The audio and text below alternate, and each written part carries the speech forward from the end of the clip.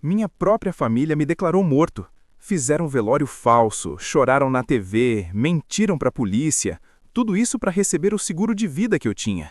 Mas tem um problema. Eu estava vivo. E no dia que eles foram buscar o dinheiro, eu apareci na porta da seguradora. Meu nome é Rafael. Tenho 34 anos e essa é a história de como descobri que para minha família eu valia mais morto do que vivo. Parece roteiro de filme, eu sei, mas aconteceu comigo. E o pior de tudo é que eu nunca imaginei que as pessoas que eu mais amava seriam capazes de fazer isso. Então se prepara, porque essa história tem reviravolta, traição e um final que até hoje me deixa sem dormir. Tudo começou 3 anos atrás. Eu trabalhava como representante comercial. Viajava bastante pelo interior do país. Passava semanas fora de casa. Minha esposa Camila sempre reclamava disso. Dizia que eu estava casado com o trabalho e não com ela. Minha mãe também não gostava muito. Queria que eu ficasse mais perto da família. Mas eu gostava do que fazia. Ganhava bem, conseguia dar uma vida boa para todo mundo. Naquela época, a empresa onde eu trabalhava oferecia um benefício novo para os funcionários, um seguro de vida. O prêmio era alto, quase 2 milhões de reais. Eles pagavam tudo, a gente não desembolsava nada, era só assinar os papéis e colocar os beneficiários. Eu nem pensei muito, coloquei minha esposa como beneficiária principal e minha mãe como secundária. Normal, né? Qualquer pessoa faria isso. Assinei os documentos, guardei uma cópia em casa e segui minha vida. Nunca mais pensei nisso. Seguro de vida é aquela coisa que você tem, mas torce para nunca precisar usar, sabe? Alguns meses depois, percebi que o clima em casa estava estranho. Camila estava distante, sempre no celular, sempre com desculpas para não conversar. Quando eu chegava de viagem, ela mal me cumprimentava. Eu tentava conversar, perguntar o que estava acontecendo, mas ela dizia que estava tudo bem, que eu estava viajando demais e ficando paranoico. Minha mãe também estava estranha. Ligava toda hora perguntando sobre meus roteiros de viagem, onde eu ia ficar, quanto tempo ia demorar.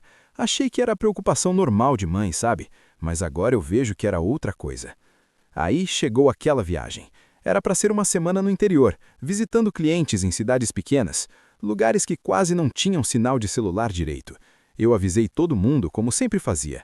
Camila só balançou a cabeça, nem me deu um beijo de despedida. A viagem estava correndo normal. Eu visitava os clientes durante o dia, ficava em hotéis simples à noite, postava algumas fotos no Instagram, mandava mensagem para Camila quando tinha sinal. Ela respondia com mensagens secas. Ok, tá bom, cuida-se. Nada de te amo, nada de tô com saudade, mas eu estava acostumado. Nosso casamento já não era mais aquele conto de fadas fazia tempo. No quarto dia da viagem, meu celular quebrou. Não foi nada demais, eu derrubei e a tela rachou toda. O problema é que eu estava numa cidade tão pequena que não tinha assistência técnica. O cara da pousada disse que só na cidade vizinha, a umas 2 horas de distância. Eu pensei em ir, mas tinha reunião importante no dia seguinte. Resolvi deixar para depois. Ia ficar uns dias sem celular, mas não era o fim do mundo. Essa foi a pior decisão da minha vida.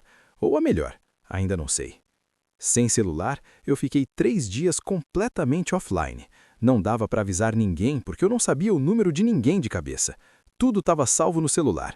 Eu até tentei acessar minhas redes sociais pelo computador da pousada, mas não lembrava as senhas, então fiquei mesmo desconectado. Achei até bom, para ser sincero, uma pausa da tecnologia. Terminei meus compromissos e voltei para casa. Comprei um celular novo na rodoviária, coloquei meu chip e esperei ligar. Quando ligou, foram mais de 200 notificações, chamadas perdidas, mensagens, e-mails. Pensei que tinha acontecido alguma emergência. Meu coração disparou. Abri o WhatsApp. Tinha mensagens de todo mundo. Amigos, primos, colegas de trabalho, todo mundo perguntando se eu estava bem, se era verdade, dizendo que estavam chocados. Eu não entendia nada. Verdade o quê? Aí eu vi uma mensagem do meu irmão. Cara, que história é essa que a Camila e a mãe estão contando? Liga pra gente urgente. Meu sangue gelou. Liguei pro meu irmão na mesma hora. Ele atendeu gritando. Rafael, você tá vivo? Cara, onde você tá? Eu disse que estava voltando de viagem, que meu celular tinha quebrado. Perguntei o que estava acontecendo. E aí ele me contou. Camila e minha mãe tinham registrado um boletim de ocorrência. Disseram que eu tinha desaparecido, que saí para viagem e nunca mais deram notícia, que meu celular estava fora de área, que os hotéis onde eu deveria estar não tinham registro meu, que eu simplesmente evaporei. Elas foram na TV local. Deram entrevista chorando, pedindo ajuda para me encontrar. Minha mãe disse que eu era tudo para ela, que não conseguia viver sem o filho. Camila disse que estava desesperada, que a gente estava planejando ter um bebê, que ela não sabia o que fazer. Tudo mentira. A gente não estava planejando bebê nenhum. A gente mal transava mais. Meu irmão disse que achou estranho desde o começo, porque ele me conhecia, sabia que eu sempre avisava quando ia viajar, sempre deixava contatos. Ele tentou falar com Camila e com minha mãe, mas elas disseram que ele estava em negação, que precisava aceitar que eu tinha desaparecido. Aí veio a parte que me deixou sem chão. Meu irmão descobriu que elas tinham ido na seguradora. Levaram o boletim de ocorrência, levaram as matérias da TV, levaram testemunhas dizendo que eu tinha sumido e pediram o seguro de vida. Isso mesmo, elas estavam tentando me declarar morto para ficar com os 2 milhões. Eu simplesmente não conseguia acreditar. Minha esposa, minha mãe, as 2 pessoas que deveriam me amar mais no mundo, planejaram tudo isso. Meu irmão me contou mais. Ele tinha fuçado, conversado com vizinhos, com amigos, e descobriu que Camila e minha mãe vinham se encontrando com frequência nos últimos meses, sempre em segredo, sempre quando eu estava viajando. Os vizinhos achavam estranho, mas não falaram nada. Acharam que era só a sogra e nora se dando bem. Mas não era isso. Elas estavam planejando. Esperaram eu viajar para um lugar remoto, esperaram meu celular ficar offline, e aí acionaram o plano. Eu desliguei o telefone e fiquei olhando para o nada. Estava a 20 minutos de casa, 20 minutos de voltar para minha vida.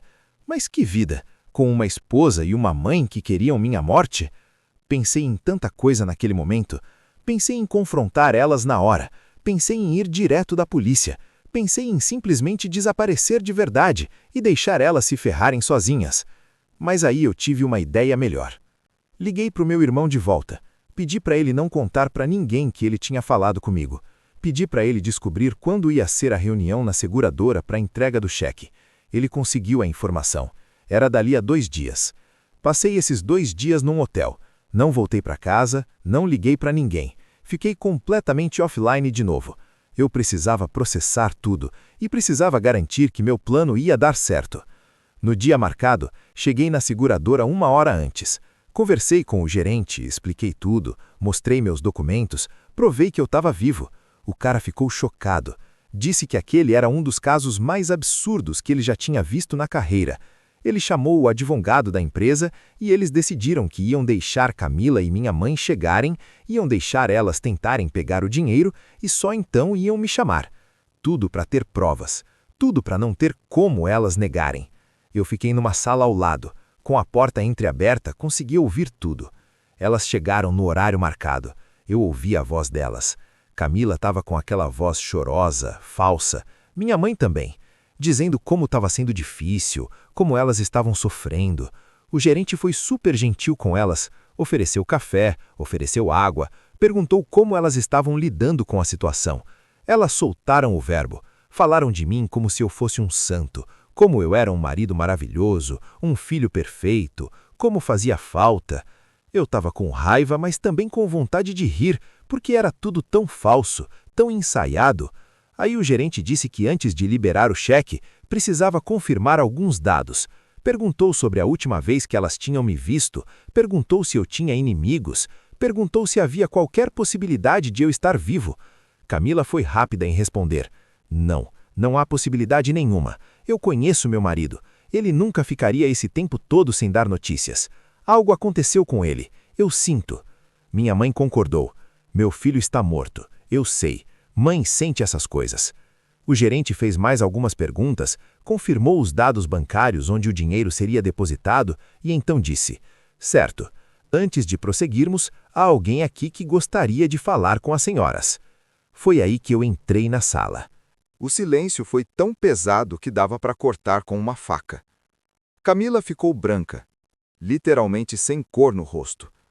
Minha mãe levantou da cadeira e cambaleou. Teve que se segurar na mesa.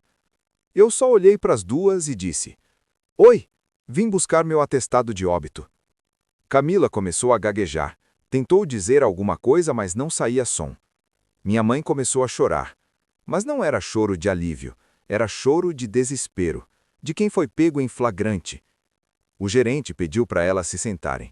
Explicou que tentativa de fraude em seguro é crime grave, que ele já tinha acionado as autoridades, que tudo estava sendo gravado. Camila tentou se defender. Disse que foi um mal-entendido, que ela realmente achou que eu tinha desaparecido, que estava desesperada. Mas o gerente mostrou as provas. Mostrou que elas tinham dado entrada no pedido de seguro apenas 5 dias depois do meu suposto desaparecimento. Que o normal seria esperar meses, talvez anos. Que elas nem tentaram realmente me procurar. Que tudo indicava premeditação. Minha mãe se jogou de joelhos. Começou a implorar meu perdão. Disse que estava com dívidas, que precisava do dinheiro, que Camila a convenceu.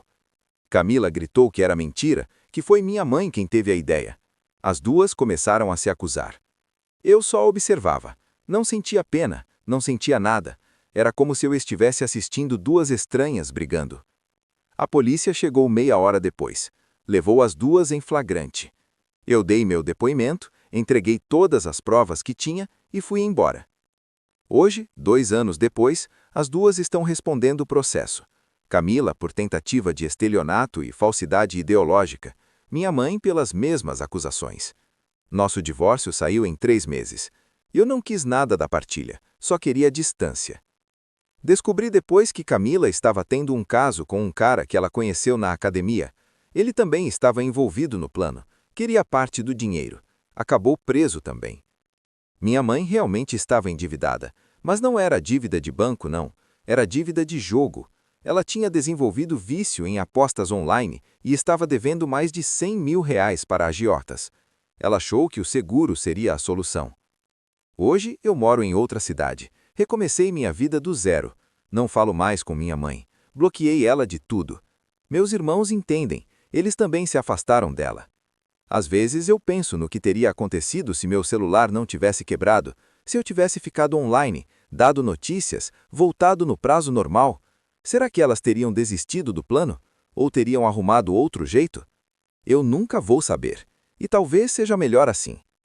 O que eu aprendi com tudo isso é que você nunca conhece alguém de verdade, nem sua esposa, nem sua mãe. As pessoas são capazes de coisas inimagináveis quando o dinheiro está envolvido. E o pior é que eram só 2 milhões, nem era uma fortuna absurda, mas foi o suficiente para elas decidirem que eu valia mais morto. Tem dias que eu ainda não acredito que isso aconteceu comigo. Parece história da internet, daquelas que você lê e pensa, isso é fake. Mas não é, aconteceu, e mudou minha vida completamente.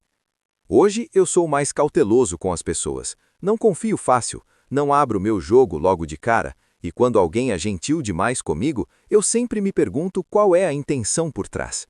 Pode parecer triste viver assim, e é, um pouco, mas é melhor do que ser inocente e acabar enterrado antes da hora. Ah, e eu cancelei aquele seguro de vida, óbvio. Agora, se eu morrer, ninguém ganha nada. E sabe de uma coisa? Isso me deixa em paz.